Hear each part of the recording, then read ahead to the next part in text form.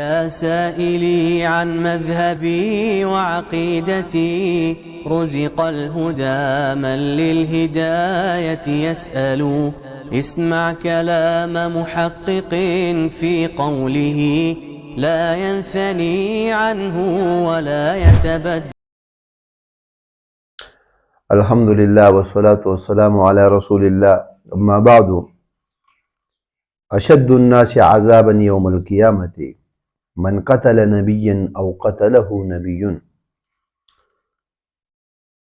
کتاب تقویۃ الایمان جو کہ شاہ اسماعیل شہید رحمہ اللہ کی تصنیف ہے، وہ اپنے اختتام پر ہے. آج کا عنوان درس کا 5 سخت ترین گناہ، یعنی گناہ میں بھی درجات ہوتے ہیں اور کچھ گناہ ایسے ہیں جن کے عذاب بہت زیادہ ہے. امام بیہقی رحمہ اللہ اپنی کتاب شعب الایمان میں روایت کرتے ہیں، جلد نمبر 6 حدیث صفحہ رقم 197 اور حدیث رقم 7888. جلد 6 صفحہ 197 اور حدیث رقم 7888 7888. عبداللہ بن عباس رضی اللہ تعالی عنہما سے روایت کرتے ہیں، وہ فرماتے ہیں سمعت رسول اللہ صلی اللہ علیہ وآلہ وسلم، میں نے اللہ کے رسول علیہ السلام کو یہ فرماتے ہیں وہ سنا.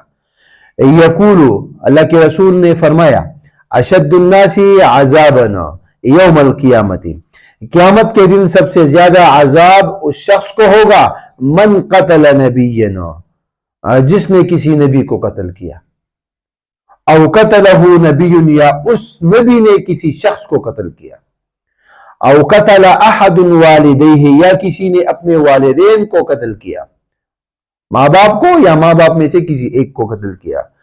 والمصورون، اور وہ لوگ جو تصویریں بناتے ہیں، وعالم، اور وہ عالم لا ينتفع بعلمہ، جو اپنے علم سے فائدہ نہیں اٹھاتا. اللہ کے رسول صلی اللہ علیہ وسلم نے فرمایا کہ قیامت کے دن اللہ رب العالمین احکم الحاکمین ان 5 لوگوں کو سب سے زیادہ عذاب دیں گے اور سخت عذاب دیں گے. ان میں سے پہلا وہ شخص ہے جس نے کسی نبی کو قتل کیا، دوسرا وہ شخص ہے جس کو نبی نے قتل کیا، تیسرا وہ شخص جس نے اپنے والدین کو قتل کیا، اور چوتھا وہ شخص جس نے تصویر بنائی، اور پانچواں وہ شخص وہ عالم جو اپنے علم سے فائدہ نہیں اٹھاتا. یعنی مصور در پردہ الوہیت کا دعویٰ کرتا ہے. اسی طرح اللہ کے رسول علیہ السلام نے فرمایا، صحیح بخاری کی حدیث کتاب التوحید حدیث رقم 7559 اور صحیح مسلم کی حدیث کتاب اللباس میں 2111 نمبر. ابو ہریرہ رضی اللہ تعالیٰ عنہ حدیث کے راوی ہے، وہ فرماتے ہیں میں نے اللہ کے رسول علیہ السلام کو سنا، اللہ رب العالمین نے فرمایا، حدیث قدسی ہے، وَمَنْ أَظْلَمُ مِمَّنْ ذَهَبَ يَخْلُقُ كَخَلْقِي فَلْيَخْلُقُ ذَرَّةً أَوْ لِيَخْلُقُ حَبَّةً أَوْ شَعِيرَةً. اس شخص سے بڑھ کر کون ظالم ہوگا جو میری طرح پیدا کرنے کی کوشش کرے، سو بلا کہ ایک ذرہ یا ایک دانہ یا ایک جو تو پیدا کر کے دکھائے. جو شخص اللہ رب العالمین کے ساتھ پیدائش کا دعویٰ کرتا ہے، اللہ رب العالمین نے کہا یہ بڑا ہی ظالم ہے، تو پھر ایک دانہ تو پیدا کر کے دکھانا، ایک جو کا دانہ پیدا کر کے دکھانا. اسی طرح یعنی مصور در پردہ الوہیت کا دعویٰ کرتا ہے کہ اللہ تعالیٰ کے پیدا کرنے کی طرح چیزیں پیدا کرنا چاہتا ہے. یہ بڑا گستاخ اور کذاب ہے، اور ایک دانہ تک بنانے کی قدرت نہیں، نقل اتارتا، نقال ملعون پر اللہ تعالیٰ کی لعنت ہو. اسی طرح دوسرا عنوان ہے اپنے متعلق نبی اکرم صلی اللہ علیہ وآلہ وسلم کا ارشاد، یعنی اللہ کے رسول علیہ السلام نے اپنے متعلق اپنی امت کو کیا بتایا.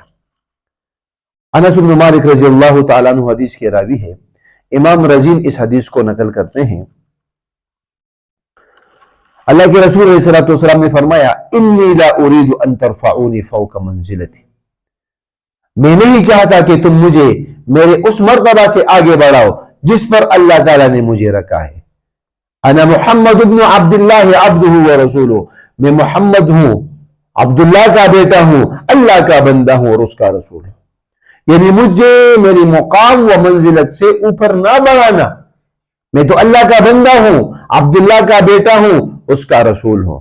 یعنی جس طرح اور لوگ اپنی تعریف میں مبالغہ سے خوش ہوتے ہیں، مجھے اپنے تعریف میں مبالغہ ذرہ برابر پسند نہیں۔ یہ اللہ کے رسول علیہ السلام کا ارشاد ہے۔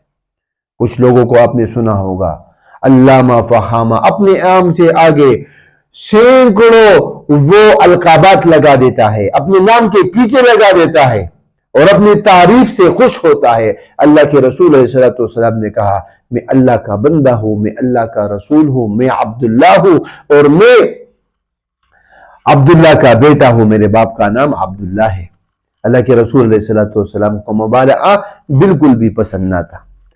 ان لوگوں کو تو مبالغہ کرنے والوں کے دین سے کوئی واسطہ نہیں ہوتا، خواہ دین رہے یا نہ رہے، لیکن پیغمبر اسلام علیہ السلام اپنی امت پر بڑے شفیق و مہربان ہے۔ آپ کو دن رات یہی فکر دامن گیر تھا کہ امت کا دین سنور جائے۔ جب آپ کو معلوم ہوا کہ میری امتی مجھ سے بڑی محبت کرتے ہیں اور میرے بہت ہی احسان مند ہے، اور یہ بھی معلوم تھا کہ محب محبوب کو خوش کرنے کو آسمان اور زمین کے کلابی ملایا کرتا ہے، ایسا نہ ہو کہ یہ تعریف میں حد سے بڑھ جائے، جس سے اللہ تعالیٰ کی شان میں بے ادبی ہو جائے، جس سے ان کا دین غارت ہو جائے اور میری ناراضگی بھی واجب ہو جائے۔ اسی لیے آپ نے فرمایا کہ مجھے مبالغہ پسند نہیں، میرا نام محمد ہے، میں خالق یا رازق نہیں، میں عام لوگوں کی طرح اپنے باپ ہی سے پیدا ہوا ہوں اور میرا شرف بندہ ہونے ہی میں ہے۔ البتہ عوام میں اس بات میں جدا ہوں کہ میں اللہ تعالیٰ کے احکام کو جانتا ہوں، لوگ نہیں جانتے، لہٰذا انہیں مجھ سے اللہ کا دین سیکھنا چاہیے۔ تو یہ کتاب اپنے اختتام کو پہنچ گیا۔ دعا انشاءاللہ آخر میں کریں گے۔ اس سے پہلے میں اپنے تمام دیکھنے والوں کا تہ دل سے شکریہ ادا کرتا ہوں، جنہوں نے اپنے قیمتی وقت سے وقت نکال کر ہمیں سنا اور ہمیں دیکھا اور کتاب اور سنت کو سنا، توحید کو سمجھا، شرک کے تمام اسباب کو اور شرک کو سمجھا۔ اللہ رب العالمین سے دعا ہے کہ اللہ رب العالمین ہمیں اس کتاب پر عمل کرنے کی توفیق عطا فرمائے۔ اس کے علاوہ میں دیکھنے والوں کو ایک خوشخبری سنانا چاہتا ہوں کہ اس کتاب کے بعد الحمدللہ اللہ کے فضل و کرم سے ہم ایک اور کتاب شروع کرنے جا رہے ہیں، جو کہ رحمت للعالمین کے نام سے موسوم ہے، جس کے مصنف سید سلیمان ندوی رحمہ اللہ ہے۔ یہ اللہ کے رسول علیہ السلام کی سیرت پر ہے، یعنی جامع ترین اور مختصر ترین کتاب اللہ کے رسول علیہ السلام کی سیرت پر، اس کی زندگی پر۔ تو اپنے تمام دیکھنے والوں کو یہ خوشخبری بھی ہے اور یہ امید بھی کرتا ہوں کہ انشاءاللہ یہ کتاب ہم بڑے شوق سے سنیں گے۔ اس کے بعد دعا کرتے ہیں، جس طرح کہ شاہ صاحب نے دعا کی ہے اپنی کتاب کے آخر میں، اے ہمارے رب العالمین، اے ہمارے آقا، رحمت للعالمین مر رحمت و سلامتی کی بارش فرما۔ جس طرح آپ نے ہم جیسے جاہلوں کو دین سکھانے کے لیے سرتوڑ کوششیں کیے، ان کی قدردانی کرنے والا تو ہی ہے۔ اے بلند و برتر مالک، ہم تیرے عاجز بے بس بندے ہیں، ہمارے اختیار میں کچھ نہیں۔ جس طرح تو نے ہمیں اپنے فضل و کرم سے شرک و توحید کا مطلب خوب سمجھایا، لا الہ الا اللہ کے تقاضوں سے خوب خبردار کیا اور مشرکوں سے نکال کر موحد و پاک صاف بنایا، اسی طرح اپنے فضل و کرم سے ہمیں بدعت و سنت کے معنی اچھی طرح سمجھا، کلمہ محمد رسول اللہ صلی اللہ علیہ وآلہ وسلم کے تقاضوں کے آقا فرما، اور بدعتیوں اور ملحدوں سے نکال کر ہمیں پاک سنی اور تابعدار قرآن و حدیث بنا فرما۔ یا اللہ، جتنے بھی بیمار ہیں ان کی بیماریاں اپنی طرف سے شفاؤں میں تبدیل فرمانا۔ الہ العالمین، جو فوت ہو چکے ہیں ان کی بخشش فرما۔ الہ العالمین، جن کے محبوب اور رشتہ دار والدین کی شکل میں، اولاد کی شکل میں، رشتہ داروں کی شکل میں، عزیز و اقارب کی شکل میں فوت ہو چکے ہیں، ان سب کو معاف فرما، ان سب کی لغزشوں سے درفردہ فرما۔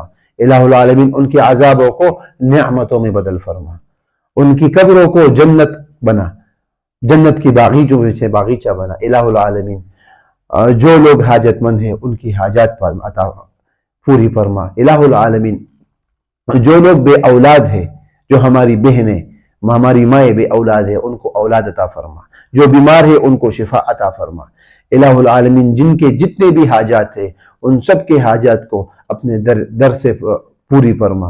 الہ العالمین ہمیں کلمہ توحید پر موت دینا، ہمیں رزق حلال کی توفیق عطا فرمانا۔ آمین ثم آمین۔ واقول قولی ھذا استغفر اللہ لی ولکم ولسائر المسلمین۔ دعوت اہل حدیث ٹی وی کی منفرد اسلوب اور مستند معلومات پر مبنی بے شمار دینی اور تعلیمی ویڈیوز دیکھنے کے لیے ہمارا چینل سبسکرائب کیجیے اور ہماری نئی ویڈیوز سے اپڈیٹ رہنے کے لیے بیل آئیکن پر کلک کیجیے۔